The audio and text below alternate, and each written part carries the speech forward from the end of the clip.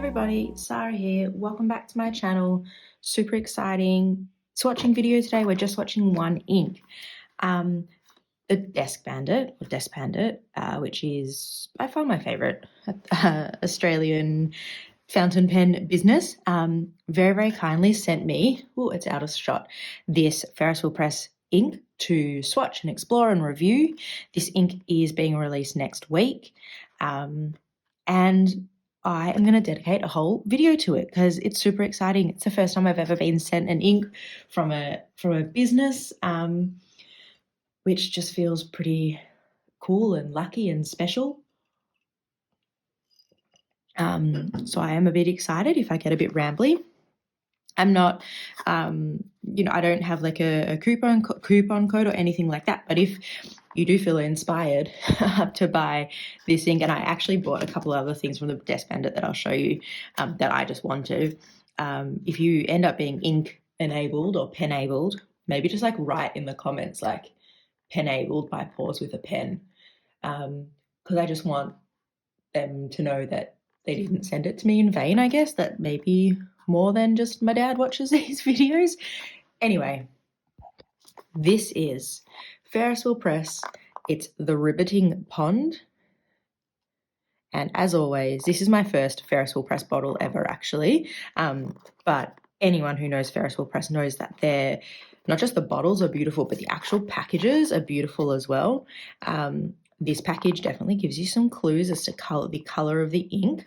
As always, for those who have never seen a ferriswheelpress bottle, on one of the sides of the box, it always tells you the base, sheen, shimmer, and shading. So base, light blue, sheen, nope. Shimmer, green, pink, shading, high. I don't think I've ever knowingly had an ink that has a dual shimmer. So that's going to be interesting. So I'm going to swatch it in a couple of places. My handy swatch book, and we'll skip that page because I messed up. And I wanted to explore doing a super, super big one. I've never done that before. And this, which you would have seen if you look at my Instagram, I've just started doing some little explorations in here. So I'll do one in there as well. And depending on the length of the video, I bought these from the Desk Bandit because I wanted them for so long, and my pen friend Jane, to celebrate her 1 year YouTube anniversary, had a coupon code, which was awesome. So I wanted to see maybe if I have enough comparable inks, like using these to do like a bit of a ink deep dive, but we'll see how long the video goes, and maybe I end up splitting that into another one. So let's open it up.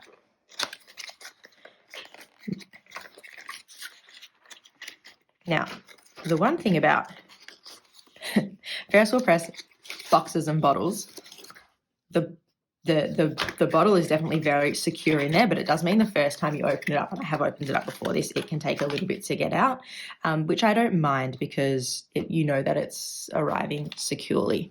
So this is the 20 ml bottle. I'm just trying to make sure it's nice and clean and bring it up in here.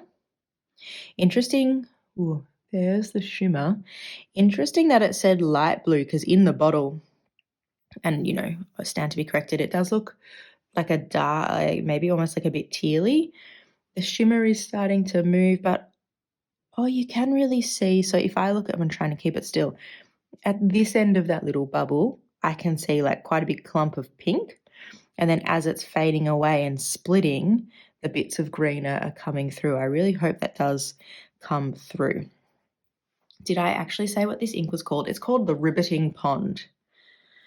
Silly, and that's what it says down the bottom there. All right, let's give it a big shake. So what I'll do is I'm going to swatch in both of these first. There we go, there's a sneak peek of a video that hasn't come out yet. One day I'll get myself the Traveller's Company bookmark. So I've got all my usual gear, still have no idea. In this one, I just wanted to see what happens if I do like a big splodge. And then in the Hobonichi, I'll do a little one and then the little bits of exploration that I do. So let's go this one first, and then we'll come across to the Hobonichi, and then hopefully by the time we've finished that, this would have dried. Has my tea gone cold? It very much has. Now I feel, maybe not, but if the Desk Bandit wanted something like super schmick to review this ink, they wouldn't have sent it to me, because why would I have prepared my Scott towels before? That would have just been way too productive, everyone. I'm recording this on a Thursday morning. It is starting to get sunny in Melbourne, which just feels awesome, to be honest. You know, being able to get the kids like out of the house and stuff like that again just is amazing. It's not super hot yet, but you know, even the days where it's like 23 with a bit of sun, you can get out of the house and, you know, it's not rainy and windy. So I can't tell too much by just looking at it in there, but in the what's this called, the plungery bit of the syringe, oh wow, it's definitely packed full of shimmer, but it doesn't, I don't know, in my head I'm just interested to see that whole light blue. So I've never done one swatch to a page, so this is going to be us testing this out in real time, because this might not be big enough. Let's see. Oh, okay. So once you start spreading it out, absolutely, it does look like a lighter blue. There is hints of green in there, and I'm wondering, is that coming through the shimmer versus the base ink? Oh my God, can you believe I didn't put the lid back on the ink? That would have been a recipe for disaster. Now, let's lift it up. Ooh, this is packed full of shimmer. I'm not sure. I can actually see in these pooly bits, it's the shimmer still moving around and it's doing this. But I love, can you see where the little bits of shimmer are pooling? And you know what? And I couldn't visualize what like a jewel shimmer would look like those two colors, but I can actually see the bits of green and the bits of pink. So whatever their recipe is to, you know, have like proportions, I guess, of green and pink, I think works, because I don't feel like one color is dominating over the other. I'm interested in the base ink, where it's drying there.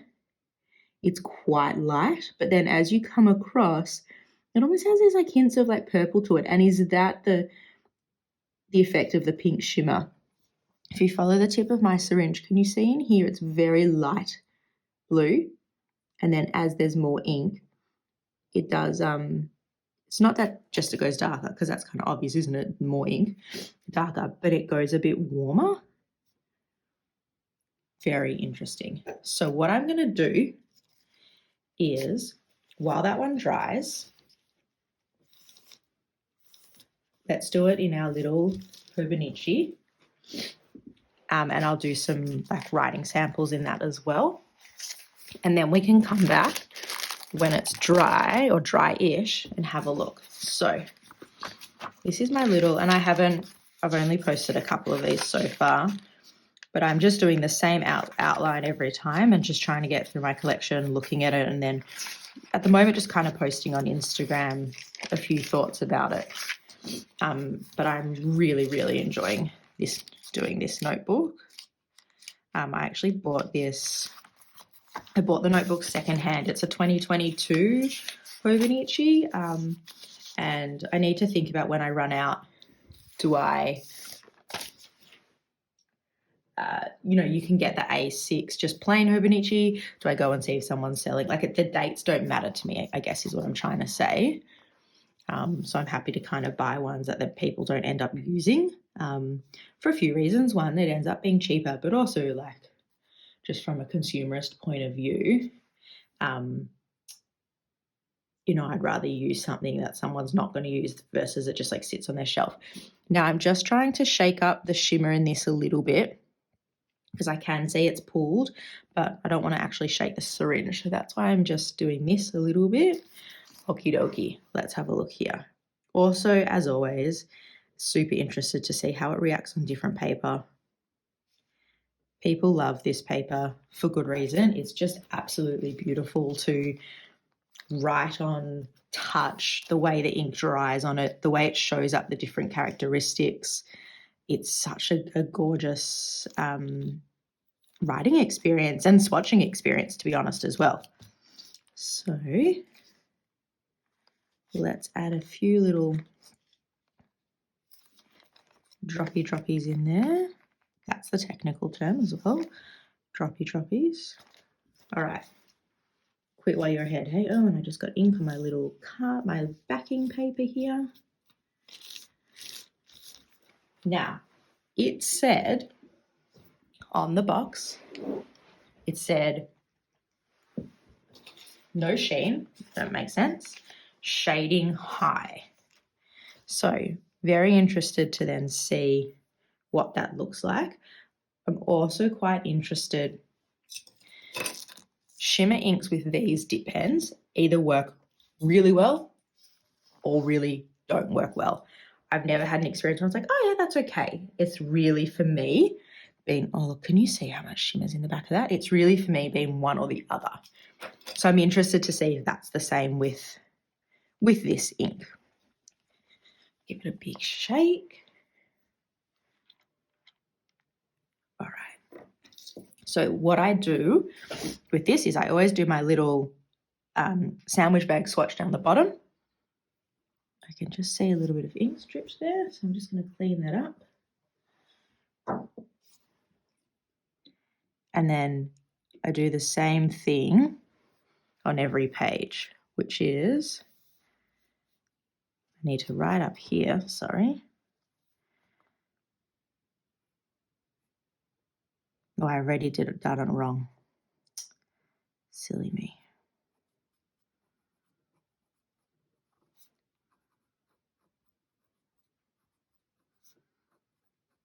So it's writing nicely with this. I'm not getting issues of, when I say it doesn't work well, it's usually at hard starts because of the shimmer, I think, but I'm not experiencing that at all. Not necessarily seeing lots of shading, but let's wait till it dries. This is, it's not feeling overly wet, but it does have a bunch of shimmer in it, so I'd never actually thought it was going to be an ink that just, you know, ran away from you. The palette.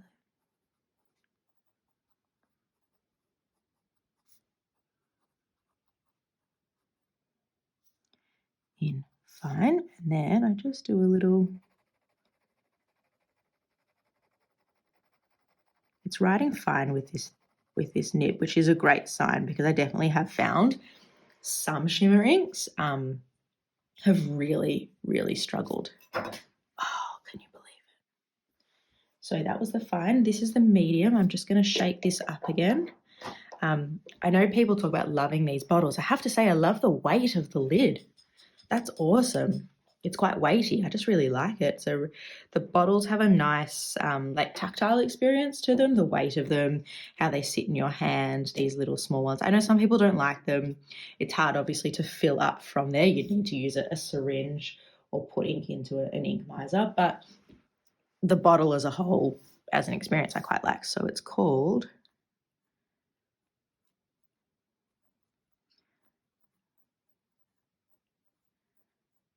the Ribbiting. Who knows why I wrote that like that? Pond. Now, where do I write this one?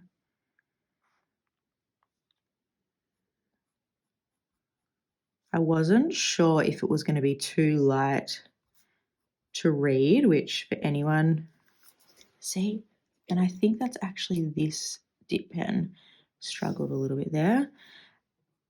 anyone who's watched any of my videos knows that I struggle with light inks just from a readability point of view. I need them to be legible. But watching how this one's actually dried now, that is legible to me, which is a tick, because I just know myself. I know I'm not going to reach for an ink that I have to strain looking at. But I do feel you can see that. I'm not sure if I'm seeing too much shimmer in the writing samples. I've got one more to do and then we'll bring it up. Interestingly, I do feel like maybe the darker pooly bits are coming across a touch more teal on this paper. We'll compare it to the Traveler's lightweight paper in a second. So this is one of the River City Penco nib holders that was gifted to me from an awesome pen friend. And I've just got a little cheapy round nib from AliExpress on there. And sometimes I get it perfectly, and this actually doesn't fit in all the way, which could be causing some issues.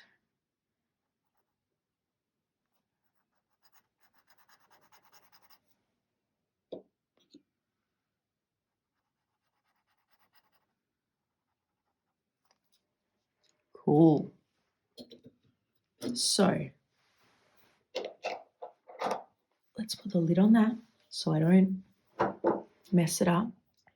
Looking at how long this video is, I will show you these things, but I won't swatch in there now because it's just going to be way, way too long. But let me move this to the side. And let's come back to this one first. And then this one. So this is, as I said, ferriswheelpress, the Ribbiting Pond. When I look at it, and I'll bring it up close in a sec, there's definitely like a jewel tone to that, not jewel, Jewel, but Dual, to the ink. Like you can see this light blue, but then as it comes in, there is this like warmer grey purple something in there, which I really like. And I wonder if that's kind of when I'm looking at the writing sample, why it is that touch more legible than just a super light blue. Like that there, for example, I probably struggle to see in writing, but as it comes in, there's something to it. And if I can catch the light in the right way, I think actually in this case, the shimmer is helping make it darker.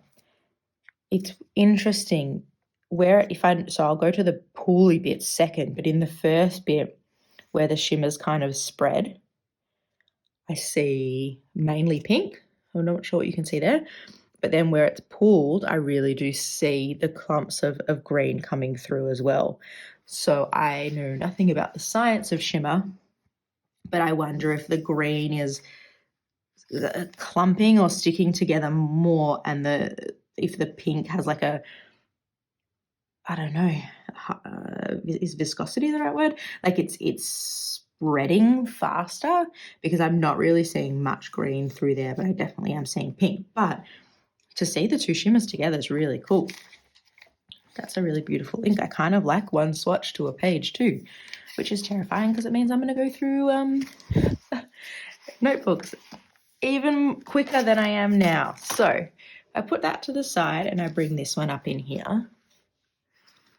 Looking at the two swatches side by side, it's coming up actually a touch lighter on the Hobonichi, but that can also just be the different amounts of ink I've put down. But I actually think I'm seeing a lot more green shimmer on this versus this. So there you go in terms of difference of paper, what's coming up and not. In terms of the writing sample, am I seeing much shimmer in there? I am actually, but it's very subtle. And maybe that's because of the dip pens, but it's not jumping out. Like I'll show you, if I go compare it to, I think the first one I did in here. So the Whiskey Gold by Vinta, like it's just so punchy in that writing sample where it's more subtle here, which I actually prefer, but it could also be, you know, how much you've shaken the bottle, the dip pen on the day, etc. But in this bit here, you can see that kind of subtlety pink that I was talking about as well. So quite interesting. I think it's definitely, when you look at shimmery inks, there's those inks that have a little bit of shimmer and inks that have a lot. If I was to look purely at the swatch, I'd say it's an ink that has a lot, but maybe it does have a more subtle effect in the writing sample, which I actually really like. But if I show you this, trying to turn it slowly so I don't lose it all, there is a bunch of shimmer back there. So that brings me to the end of my first, I've done lots of swatching videos before, obviously, but I've never been given a bottle by a company before, a business, and that feels really exciting. I love being able to share inks with you, people with you, and talk about them, and it feels pretty awesome that the Desk Bandit trusted me, or, you know, whatever word you want to use, to go, hey, you know, we like the way you talk about ink, and, you know, it seems maybe your dad and maybe one or two other people do as well. So this was super fun, and yeah, I hope I'm able to do it again one day. I'm going to keep swatching ink regardless, but I mean, being able to show you something that actually hasn't been released yet. And maybe if you were on the fence about purchasing it or not, either you can look at this and go, oh my God, I love this, and go, this isn't the only ink they're releasing. This comes out on the 6th. There's a couple of others as well. As I said at the very top of this, I am such a big fan of the Desk Bandit. Their prices are super competitive.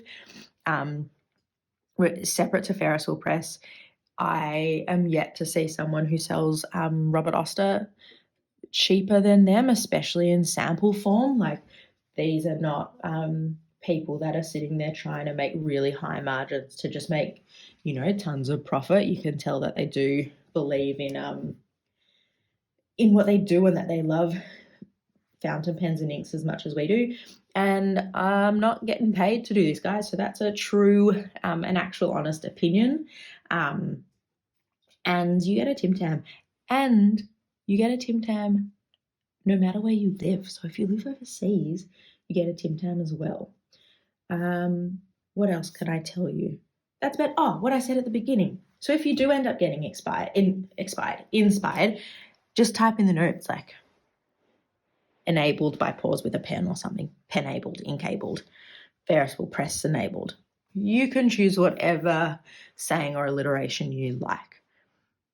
I'm not going to close that yet because they still look a little bit wet. I've been rambling for so long, so I'm going to put these into another video. But I bought the Wearing Good Colour Swatch book and the Colour Swatch impression sheets, which have 6, but there's circles, sample vials, bottles. Like, there's quite a few variations of this. And I think what I want to do with this is do some ink deep dives, but maybe also when I'm sending out inky packages, like Happy Mail to people, I could include some of like those.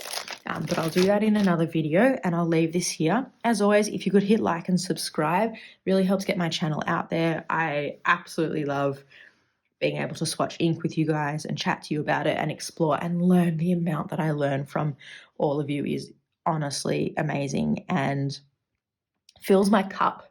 So I will leave it there. You've probably sick of my voice by now, but as always, I will chat to you guys again soon. Bye.